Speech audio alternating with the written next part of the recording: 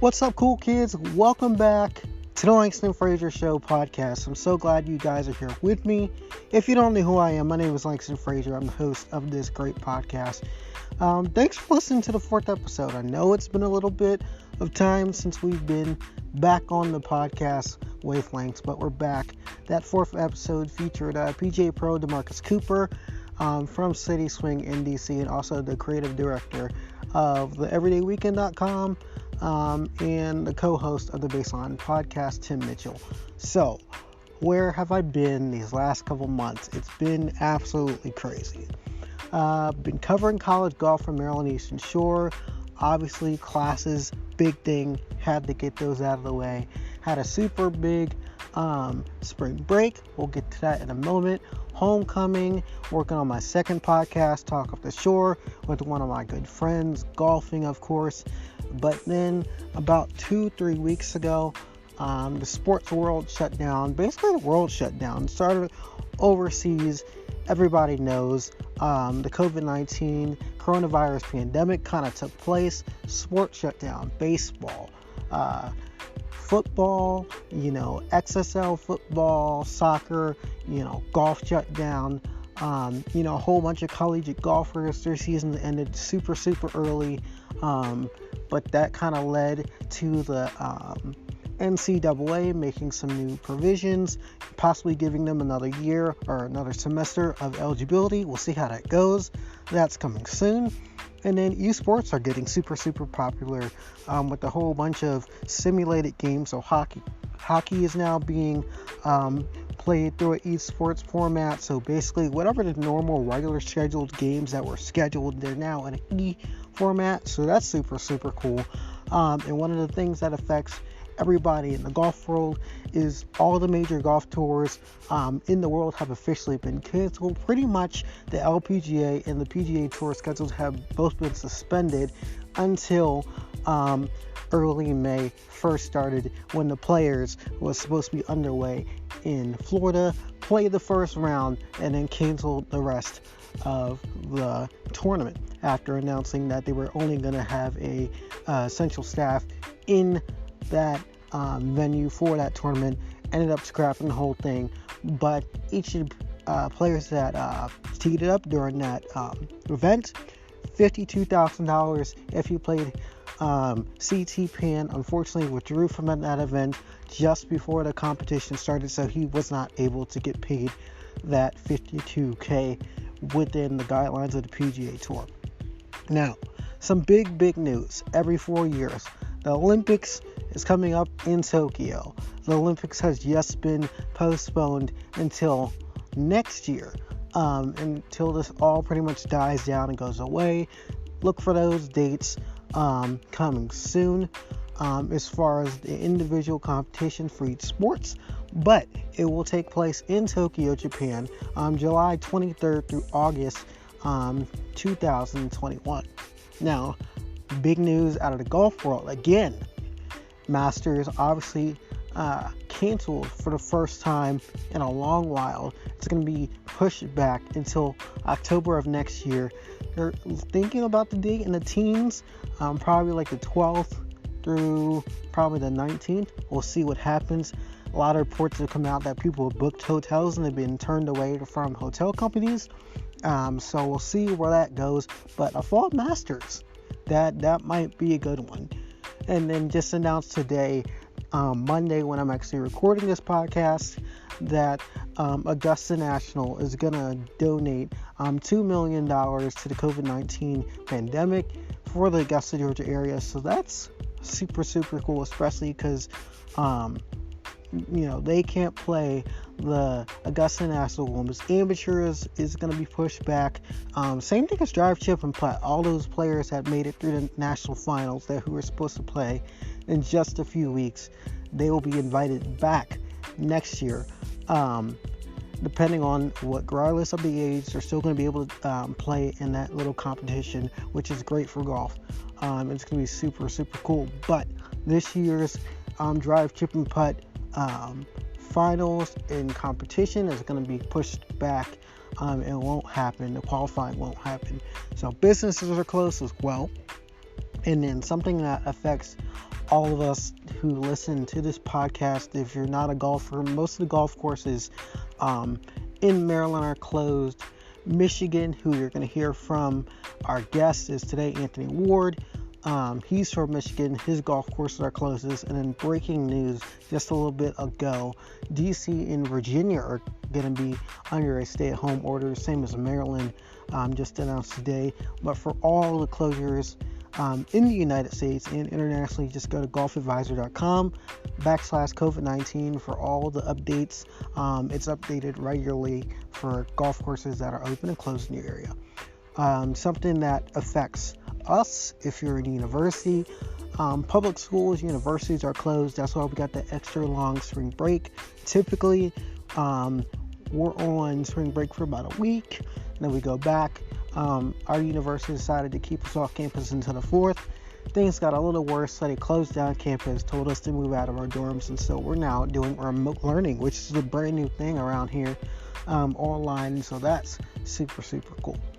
And then, what do you do with all this time that, people have to kind of just sit around and not do anything? A lot of celebrities are kind of hosting live concerts online, from pop stars to celebrities, DJs. John Legend had one the other day.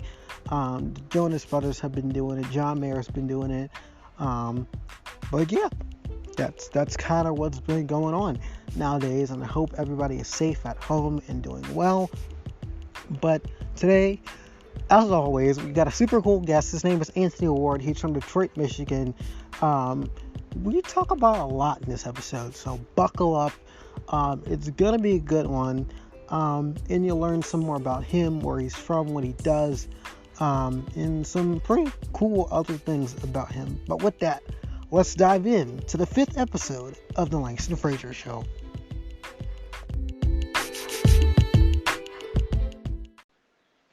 Anthony Ward, thank you for joining the show. Welcome to the Langston Frazier podcast. So glad to have you. Looks like you're in Detroit, Michigan right now. Yeah. A little bit of different circumstances. Everybody knows about this COVID-19 coronavirus thing going around. So, like I said in my intro, they've closed universities down all across the country. So we're actually doing the podcast remotely. But welcome to the show. What's going on? What's going on? It's nice to be here, man. So go ahead, tell us a little bit about yourself. I know you're from Detroit. I guess everybody wants to know the big question that everybody gets asked when they're from Michigan. Are you a Michigan State fan, or are you a Michigan fan? Hey, go green, go white every day, baby. So Hey, I'm a there we Michigan go. State fan to the day I die. There we go. So go ahead and tell us about yourself. I'm an upcoming graduate of the PGM program here. I graduate May 15th. Everything kind of put a lot of stuff on hold with this coronavirus and all that good stuff, but God willing, we'll be good to graduate May 15th here. Fingers crossed, fingers crossed. It looks like everybody's trying to do petitions now to do virtual graduations and something to plan for seniors. I know our university is planning some stuff out right now, and hopefully within the next couple of weeks they'll figure out um, what you guys can do. Because I know they don't want us back on campus. Because I don't know if Yeah. you've known, but they said earlier today that Maryland is now in a stay-at-home advisory for the next couple of weeks. So we'll Mm-hmm. be here. But it just kind of depends on what the university is going to do with the move, because obviously they want to celebrate the day. I'm pretty sure they're going to say, hey, you can walk if you want to. You're going to graduate, but Of the course, of walking course. portion of it, you're going to have to wait on a little bit. But it looks like, from what I have here, you had the super cool chance to be at Detroit Country Club, Yeah. which is in Detroit, Michigan. Obviously, and if you remember the name, for the people that are listening, it was the home of the Rocket Mortgage Classic. Yes, Um, sir. Nate Lashley won it last year, and it's coming back this year, hopefully. Hopefully, well, I know the PGA postponed a lot of different things, so hopefully we will have the tournament maybe later on in the season. But hopefully things plan out and do well. So, because we really want that tournament here at DGC. So tell me what really led to your journey to kind of having that assistant pro job at Detroit Country Club. I know you've been all across the country. You've been in Virginia, you've been in Detroit, you've been in Maryland. Just tell us how you got through that journey. Actually, it didn't kind of fall into my lap, but it kind of fell into my lap a little bit. I originally thought I applied for the other golf course here in Detroit, the Country Club of Detroit. But once I found out it was actually for Detroit Country Club, it was like, oh, this is great. It's right around the corner from my house. I know a lot of the members there. I was plugged in through this midnight golf program here in the city of Detroit, which I was also a part of, which is just a great opportunity. And they kind of help open the doors for me getting that assistant position at Detroit Golf Club. Nice. So tell us a little bit about what you do there. Is it kind of like an internship style, or you like actually have responsibilities? Like, what's your day in day out at Detroit Country Club? So this previous summer, I did an internship there, and they did a couple of management changes. But other than that, I got hired back to be have a full time position as an assistant golf pro there. So my day to day operations pretty much is just to maintain and make sure my members are happy. Because if you have a happy members, happy club, which keeps a paycheck. So That is um, true. That is true. so pretty much just making sure my members are happy and making sure they're having a good time here at the golf course and just making sure the golf course is running right, the shop is doing well, and pretty much the main thing is make sure the members are having a good time. If not giving lessons, just talking and playing golf with members most of the day. Do you have a particular thing that you really look for? Is it the food and bev side? Is it the merchandising side, teaching, just the grounds maintenance of it? What's your favorite thing to do?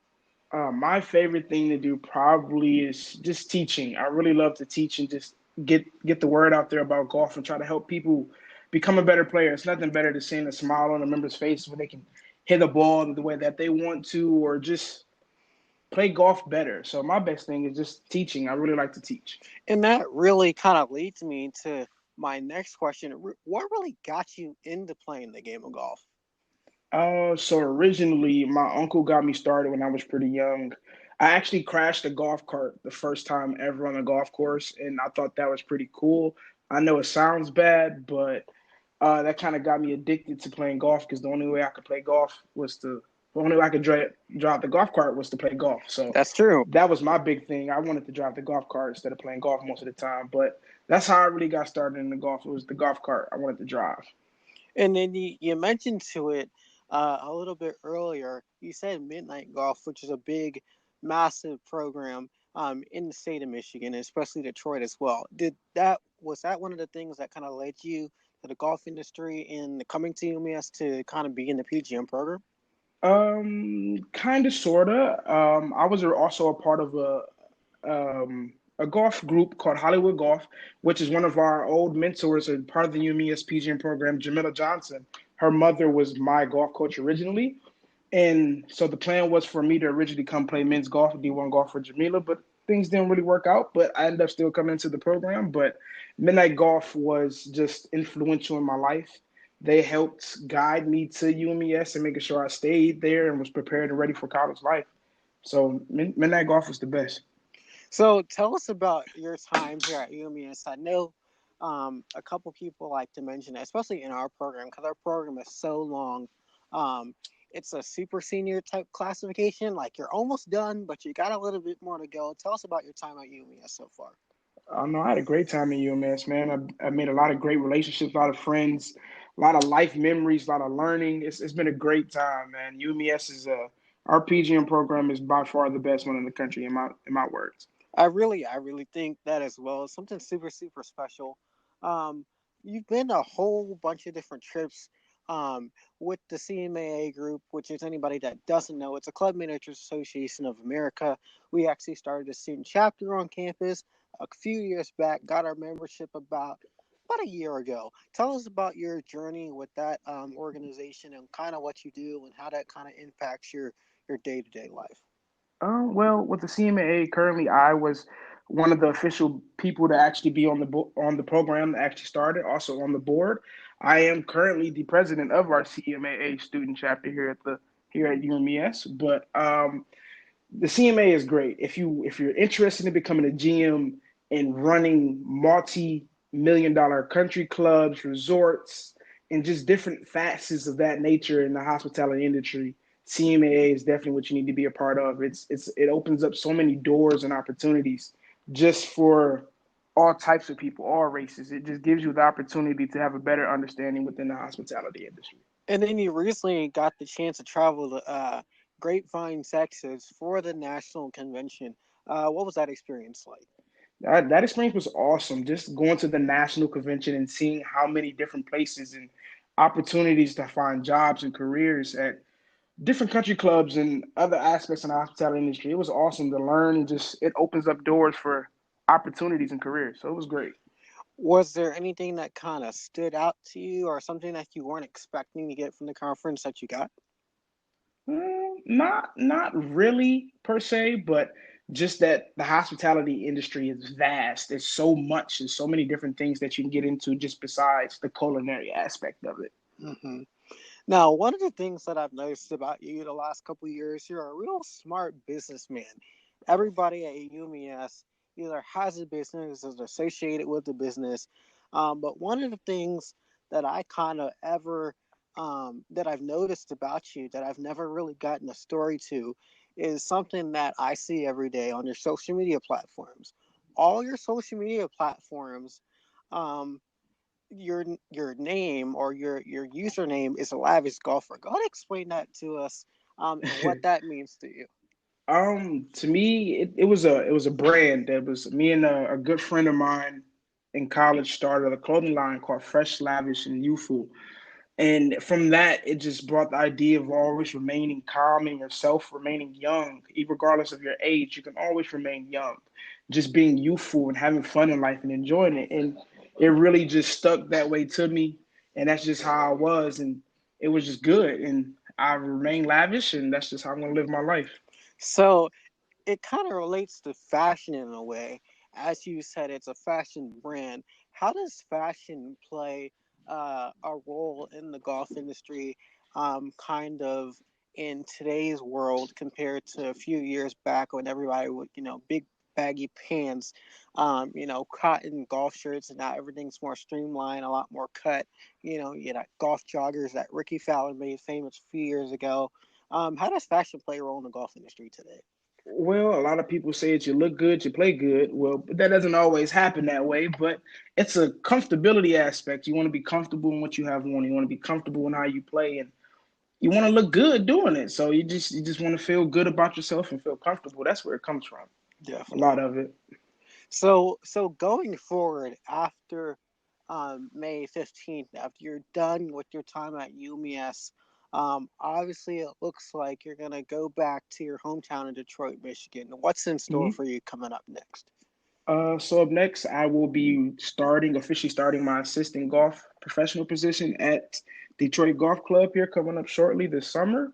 And from there, we're just going to build and see what's going on, and hopefully get a good junior league program going on here in the city of Detroit because we really need one, and we'll see what happens. So what's the culture like in Detroit? I hear it's a very kind of it blends between rural and a city life type thing, but explain what Detroit means to you in 3 words. In 3 words, Mm-hmm. amazing, different,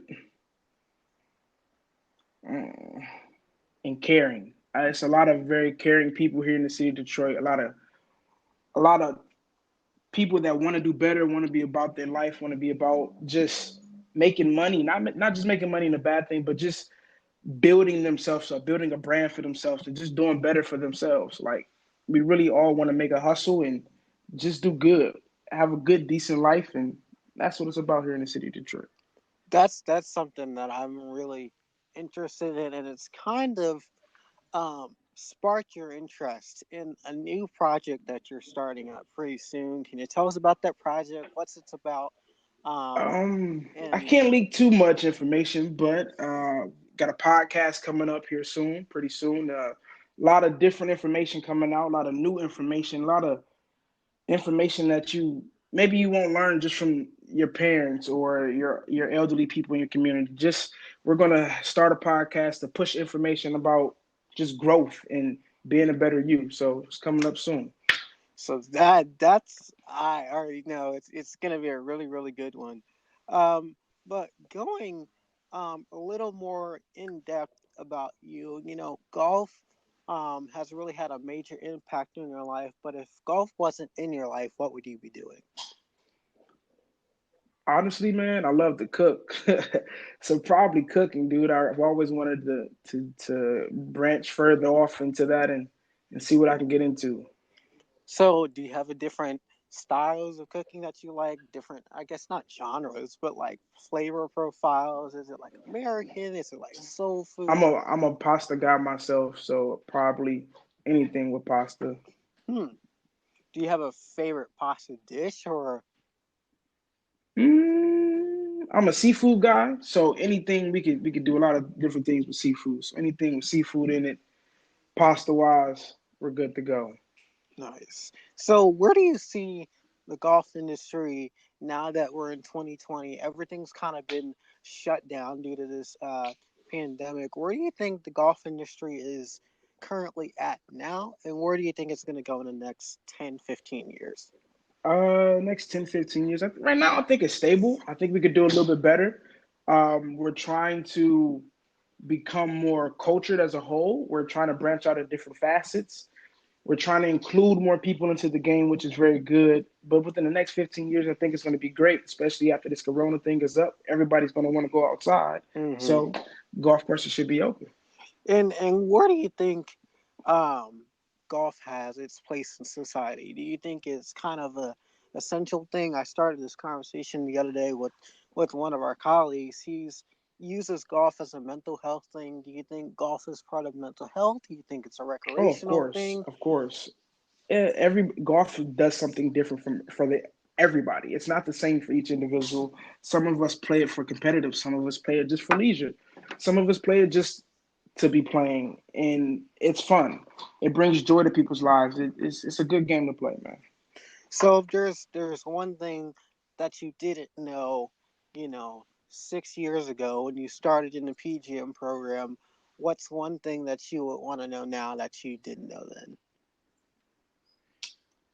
Stay on top of your work experiences, man. Them things is no joke. You got to get those turned in. So you're almost done with the PGM program. What do you has it hit you yet that you're almost done and you're pretty much halfway out the door? And obviously you got a longer spring break with the 2 weeks off, and we're just now starting the classes back underway. But you pretty much about a solid month left of school left. So if you do the math right, 15 something class days left of classes, and you're pretty much done. Right, right, man. I'm looking forward. It hasn't really hit me yet. It probably will hit me closer to the day of May 15th, but I'm excited. I'm ready to be done. I'm just ready to get up out of here, man. Do you have a favorite class that you've taken over the last 6 years of your education, or are you still waiting for that next big thing? Still waiting for that next big thing. I'm not sure yet, but my favorite class, I don't really have a favorite class, but all my classes were great, man. The experience that I had at UMES was awesome. I would do it all over again if I had to. Well, I think you're well on your way to doing something really special. When your new podcast drops, make sure we get it. We definitely want to hear what's about, and the topics and all that good stuff. But I got before you. you go, where can the good people find you on social media? Where can they connect with you? You can find me on Instagram and Snapchat at Lavish Golfer, as Langston stated before. So follow me and hit me up. There we go. Well, his name is Anthony Ward from Detroit, Michigan. Anthony, thank you so much for taking a Thank you, little bit Lang. of time out of your day to sit back for the return episode of Langston Frazier Show. I really, really appreciate it. Appreciate you, big dog. Alrighty.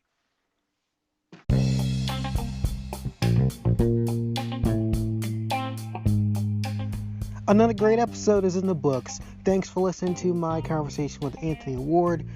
He's a really, really funny guy, and if you guys get to check out his podcast, like he mentioned before, I'll link his links down below so you can find them. And before we go, just a couple quick things. Check out my other podcast. It's called Talk of the Shore with Ralan Wardlaw. It's a Maryland Eastern Shore athletics podcast where we get to sit down with players and coaches in the organization. We get to know about them on and off the field, and what they're like just in their regular day-to-day lives.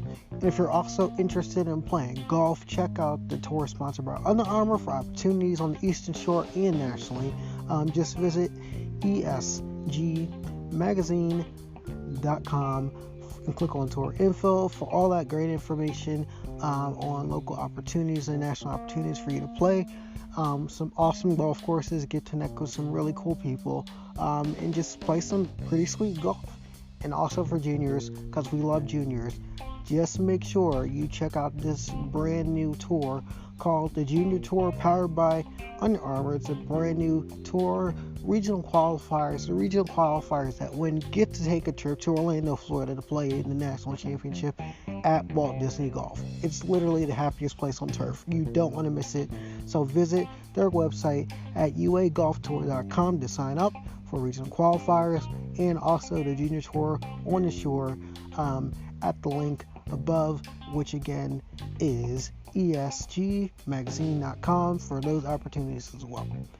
Next week, great guest, TD Luton joins me, owner of TD Luton Golf. Don't want to miss it.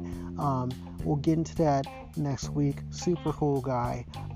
Really just a great gearhead and a nuthead for golf. Absolutely loves the game. So you don't want to miss that episode. And also connect with me on social media. I'm at Langston Frazier on Twitter. Let us know who you want to hear from and what topics you want us to cover, and make sure you use the hashtag TLFSPod. Don't want to miss it. Don't forget to subscribe, comment, and rate, and let us know what you want to hear from next. But most importantly, don't forget to share. We'll see you back here next week for another episode of the Langston Frazier Show.